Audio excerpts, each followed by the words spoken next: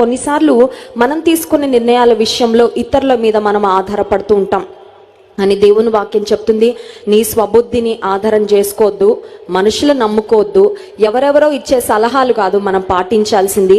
దేవుని మీద మనం ఆధారపడగలిగితే, మన ప్రవర్తన అంతటి యందు ఆయన అధికారానికి ఒప్పుకోగలిగితే, మన ప్రవర్తన అంతటి యందు దేవుని అధికారానికి ఎందుకు ఒప్పుకోవాలి అని ఆలోచన చేస్తే దేవునికి అన్నీ తెలుసు. హల్లెలూయా. గాడ్ నోస్ ఎవ్రీ డీటెయిల్ కదండి.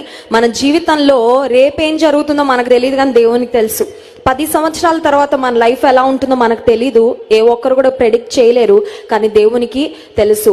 మన గతం తెలుసు, మన వర్తమానం తెలుసు, మన భవిష్యత్తు తెలుసు, మనకి ఏది మంచిదో తెలుసు, మనల్ని ఎలా నడిపించాలో దేవునికి బాగా తెలుసు. కనుక ఈ రాత్రికాల సమయంలో ఇఫ్ యూ కెన్ సరెండర్ అంటే అర్థం ఏంటంటే గివింగ్ టోటల్ కంట్రోల్, పరిపూర్ణమైన అధికారము లేకపోతే పరిపూర్ణమైన స్వాధీనం, దేవుని స్వాధీనానికి మనల్ని అప్పగించుకోగలిగితే దేవుడు మన త్రోవలు సరళం చేస్తాను అని వాగ్దానం చేస్తున్నాడు.